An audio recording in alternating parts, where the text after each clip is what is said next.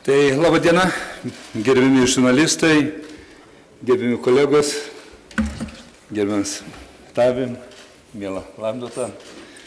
Tai labai džiugiuosi galėdamas priimti Latvijos ir Estijos kolegos šiame tradicinėme Baltijos ministrų tarybos ministrų pirmininkų susitikime, kuriam teko garbė pirmininkauti. Ir noriu pabrėžti, kad visiškai nesenai kartu atšventėme ir Baltijos kelio 25 metinės. Ir džiugu, kad ir šiandien kartu siekiame bendrų tikslų. Naudodamas progą, dar kartą sveikinu Estijos ministrą pirmininką Roivaso perrinkimu Estijos Vyriausybės vadovo antrai kadencijai. Ir mes iš ryto turėjom dvišalį susitikimą vyriausybėje. Ir taip pat sveikinu Latvijos premjerę Straujumą su sėkmingu Latvijos pirmininkavimu ES tarybai. Šiandien noriu painformuoti jūs, aptarėme Baltijos šalims svarbias temas. Tai saugumo padėtį regione, pasiruošimą rytų partnerystės viršūnių susitikimui, bendrus energetikos ir transporto projektus. Dabartinė sudėtinga geopolitinė situacija reikalauja kaip niekada vieningo regiono valstybių bendradarbiavimo siekiant įgyvendinti strateginius sprendimus dėl krašto apsaugos, ekonominės gerovės ir energetinės nepriklausomybės. Kalbėdami apie saugumo padėtį regione, sutarėm, kad itin svarbu toliau gyvendinti NATO viršūnių susitikimo Velse sprendimus.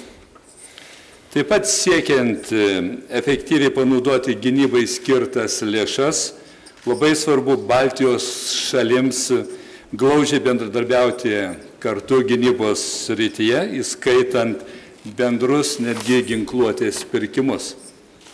Pažymėjome, jog sankcijų Rusijai klausimas turi būti aiškiai ir tiesiogiai siejamas su visišku Minsko sutarties įsipareigojimų įgyvendinimu. Kalbėdami apie bendrus energetikos projektus, pabrėžėme, kad Baltijos šalių elektros sistemų sinchronizavimas su kontinentinės Europos sistema išlieka vienas svarbiausių mūsų Baltijos šalių prioritetų. Ir ypatingą reikšmę teikiame regioninės dujų rinkos sukūrimui bei Lietuvos ir Lenkijos dujų jungties projekto GIPL įgyvendinimui.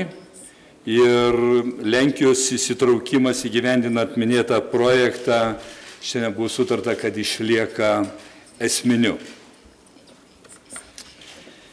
Didelę pažangą padarėme įgyvendinant projektus Litpoliink ir Nordbalt. Šios Lietuvos, Lenkijos ir Lietuvos Švedijos elektros tinklų jungtis užtikrins prieigą prie Skandinavijos bei kontinentinės Europos elektros rinkų. Pakviečiau kolegas į atidarymų ceremoniją ir kitą Baltijos ministrų tarybos premjerų susitikimą šių metų gruodžio mėnesį. Kartu su Latvijais ir Estais džiaugiamės, kad laiku buvo parengta bendra paraiška Europos komisijai dėl projekto Rail Baltica finansavimo. Bendras tikslas sukurti efektyvų geležinkelių tinklą, užtikrinantį greitą ir patogų susisiekimą tarp Baltijos šalių ir vakarų Europos. Ir viena informacija iš šalies, naudodamas šią progą ir matydamas tiek daug susirinkusių žurnalistų, jūs jau žinot, kad dar kartą noriu pasidžiaugti, kad vakar ekonominio bendradarbiavimo ir plėtros organizacijos taryba priėmė sprendimą kviesti Lietuvą derėtis dėl narystės organizacijoje. Šis kvietimas nuoseklaus ir atsakingo Lietuvos Respublikos Vyriausybės atskirų institucijų darbo, reformuojant šalies ūkio sričių valdymo modelį, siekiant atitikti aukščiausio lygio tarptautinius standartus rezultatas. Ačiū ir dabar norėčiau suteikti žodį kolegijai Laimutai. Lielas paldies visiem. Vispirms es gribētu pateikt paldies manām Lietuvas kolēģiem par ielūgumu un par izcilu organizēto mūsu trīspušu sanāksmi. Un es gribu arī apsveikt manu Igaunijas kolēģi Tāvi ar pirmo dienu atkārtotā premjerministra amatā. Alģirdas jau pamatā izstāstīja visus tos apspriežamos jautājumus. Es gribētu nedaudz pakavēties pie Latvijas prezidentūras. Tā ir pirmā Latvijas prezidentūra, un, kā jūs zināt, tā sākās laikā, kad bija satraucošie notikumi Parīzē, Kopenhāgenā un arī apkārt Eiropas Savienības robežai, gan austrumu robežai Ukrainā, gan dienvidos Lībijā. Ja runājam par galvenajiem rezultātiem šo 3 mēnešu laikā, tad pirmkārt ir Eiropas padome apstiprināta regulācija Eiropas investīciju plānam, tā sauktājām Junkera plānam, un ir arī Eiropas parlamenta prezidenta solījums, ka Eiropas parlaments visas nepieciešamos regulējumus investīciju plāna ieviešanai pabeigs līdz Latvijas prezidentūras beigām. Tad ir gan enerģētikas ministri, gan Eiropadome ir pieņēmusi apņemšanos stingru veidot Eiropas enerģētikas savienību šī gada martā, uzsākt procesu, kas, manuprāt, ir ļoti labs rezultāts un kas Baltijas valstīm ir īpaši svarīgs, lai mēs nebūtu izolētas enerģētikas salas Eiropas Savienībā. Ja runājam par nākošiem notikumiem, kas ir gaidāmi Latvijas prezidentūras laikā, tad, protams, mums būs Eiropas Savienības un Austrumu partnerības valstu un Āzijas valstu transporta ministru sanāksme Rīgā, būs izglītības ministru līdzīga sanāksme, būs informācijas tehnoloģijas speciālisti, ne tikai Eiropas Savienības, visas pasaules informācijas tehnoloģijas speciālistu konference šī gada pavasarī, bet svarīgākais gaidāmais notikums 21. un 22. maijā būs Austrumu partnerības samits. Austrumu partnerības samits, kur piedalīsies 28 Eiropas Savienības valstu un valdību vadītāji un 6 mūsu Austrumu partnerības kolēģu augsta līmeņa pārstāvji. Tas, kas ir svarīgs mūsu Austrumu partnerības valstīm, dod skaidru signālu, ka Eiropas Savienībai Austrumu partnerība ar Ukrainu, Grūziju, Moldovu, Azerbaidžānu, Armēniju un Baltkrieviju nav īstermiņa projekts, ka tas ir ilgtermiņa projekts un ir svarīgi katrai no šīm valstīm, kuras ir dažādas, dot konkrētus rezultātus šī samita laikā. Tad, ja mēs runājam par drošības jautājumu, tad ļoti svarīgi, un esmu priecīga, ka līdz šīm Eiropa, un arī turpmāk es ticu, ka tā ir, būs Eiropas Savienība saglabājusi vienotu nostāju attiecībā uz notikumiem Ukrainā. Un mēs visi izteicām gandarījumu, ka pozīcija saistībā ar Ukrainu un Krieviju Baltijas valstīm ir vienota. Un ļoti svarīgi ir, ko mēs arī vienojamies, ka ir svarīgi, ka aizsardzības sistēma Baltijas valstu un iekšlietu sistēmas vienojas par kopīgiem iepirkumiem un sadarbību. Tad mēs arī runājām par sadarbību informēšanas jomā, par sadarbību dažādos iepirkumos, raidījumiem krievu valodā.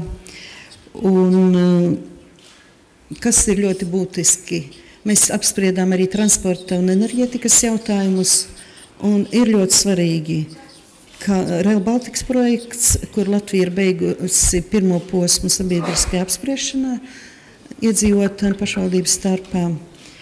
Un otru apspriešanas posmu mēs organizēsim rudenī.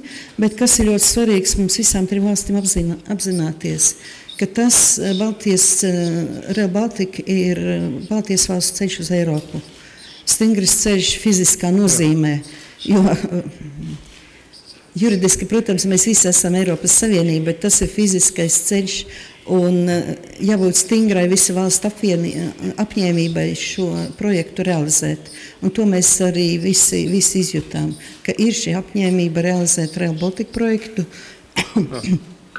tāpat realizēt arī enerģētikas dažādu kopējo projektu tālāk virzību. Vēlreiz es gribētu pateikt paldies premjerministram par laipno uzņemšanos, un uz tikšanos Rīgā.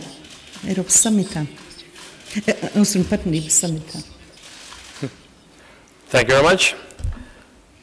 Well, it's great to be back in very sunny Vilnius today. When we walked here together with Prime Minister Butkevičiaus from the Prime Minister's office, we passed a building in front of which we celebrated New Year's Eve. And this New Year's Eve was special one for Lithuania, and I remember telling Algirdas that I believe that Lithuania will get a very strong positive impact from joining Euro. And today, hearing my dear colleagues saying that Lithuanian people very highly support Euro is a very good news also for us.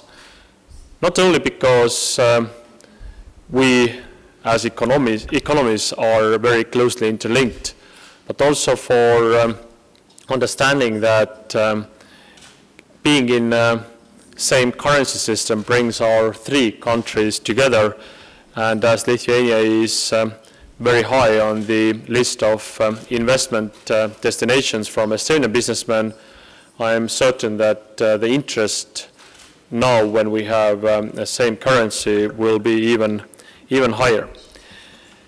So this was one of the topics that we discussed earlier this morning.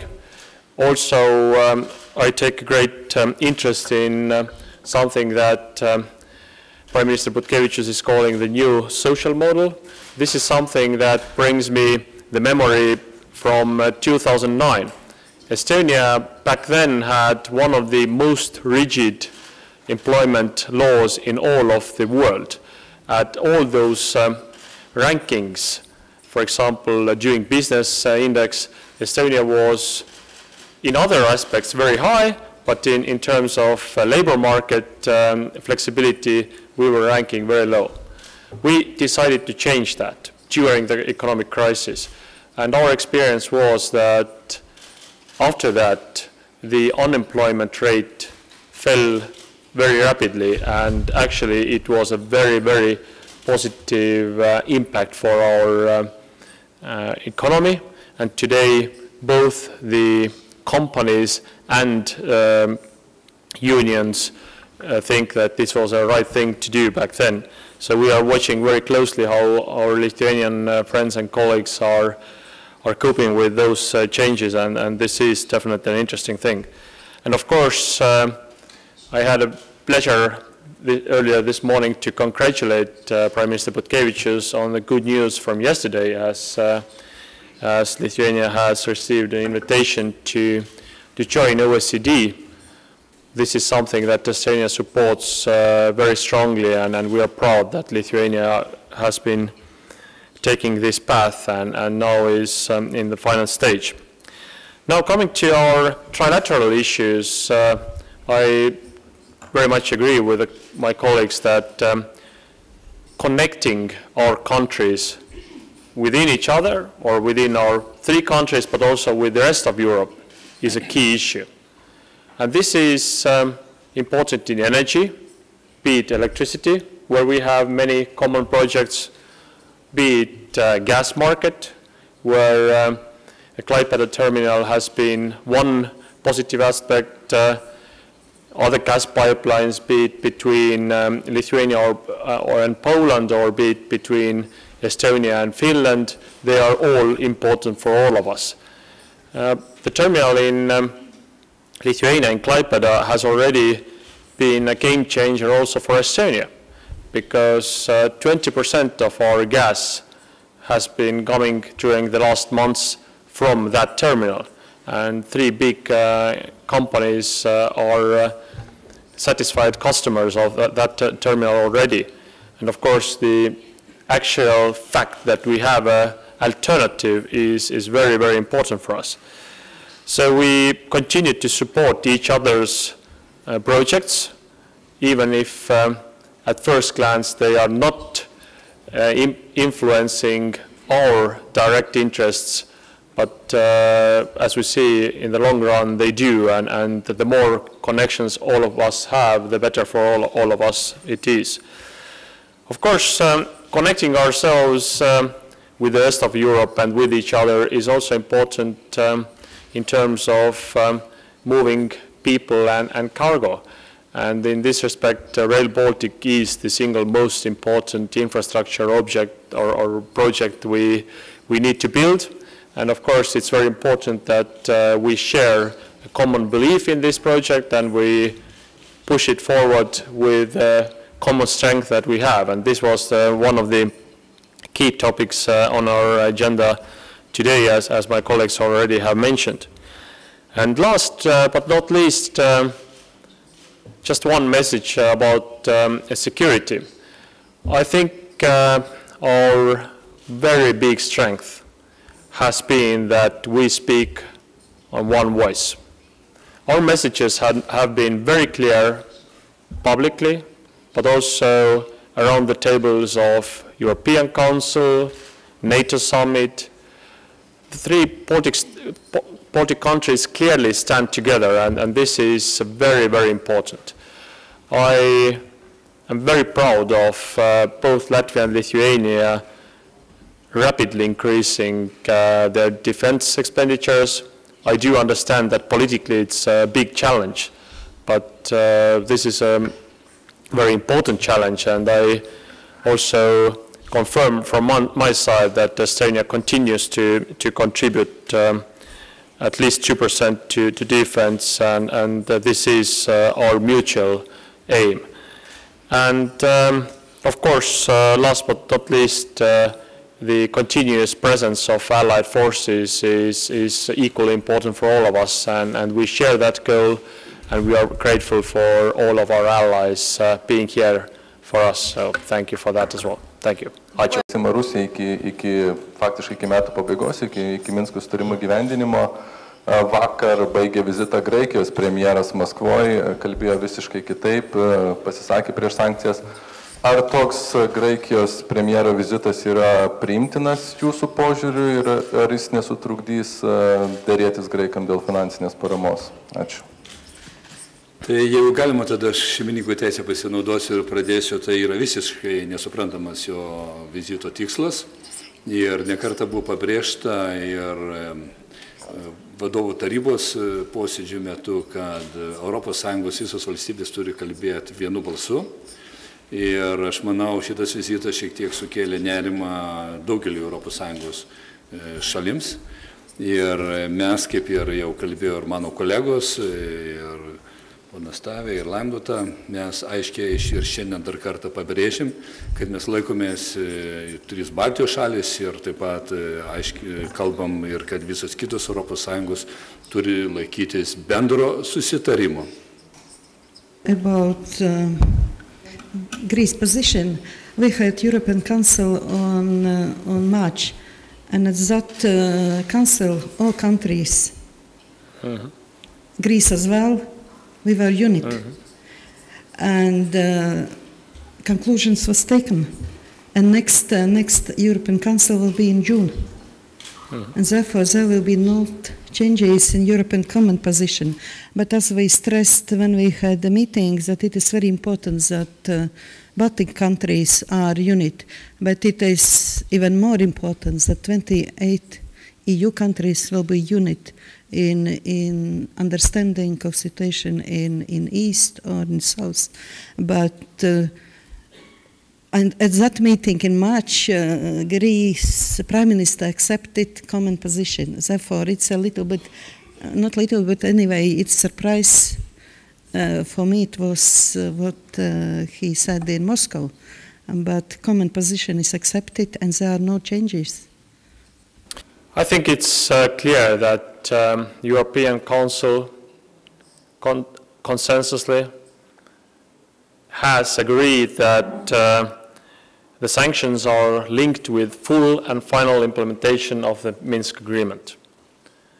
This means that Ukraine, as a sovereign country, as any European sovereign country, has a full right to have control over its borders, has all rights to organize free elections, has all rights that we think are normal for all sovereign countries. And as long as there is a power in Europe, near our borders, that thinks otherwise, we in Europe, in European Union, have to stand together and say that this is not acceptable for us. So our opinion is very clear, and as my colleagues have stated, this is the opinion of the European Council that has agreed altogether that as long as Minsk Agreement has not been fully implemented, we cannot talk about easing any sanctions. Thank you. To ask all Prime Ministers 2 questions. First of all, about security. What are your opinion about weapons supply for Ukraine? Should European Union do this or not?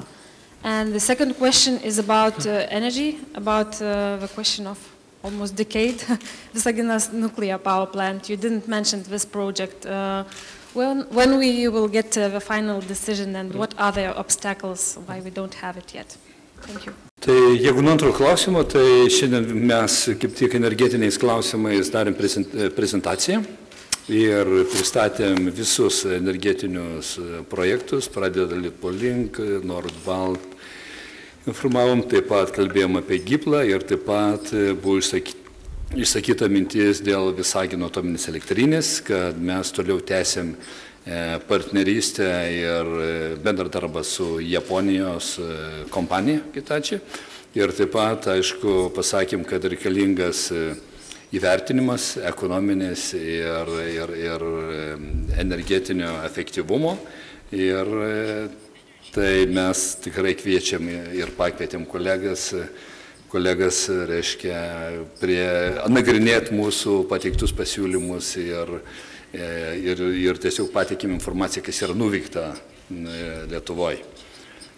Kalbant apie paramą Ukrainai, tai aš galiu labai taip paprastai pasakyti, mes teikiam humanitarinę paramą, teikiam mes, kaip sakyti, instruktoriais pagalbą ir teikiam kitokią pagalbą ir, aišku, kalbam apie tai, kad ir pati Ukraina turi kuo greičiau gyvendinti vidinės savo ekonominės, teisinės, struktūrinės reformas, nes tikrai ekonominė, finansinė situacija Ukrainoje yra sudėtinga.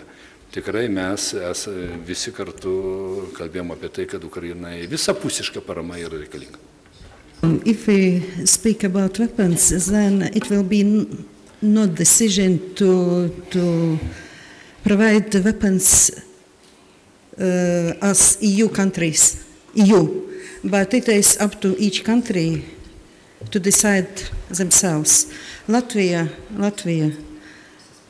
concentrated on humanitarian assistance and assistance to structural reforms for Ukraine. And our goal will be no any weapon support to Ukraine. About nuclear station,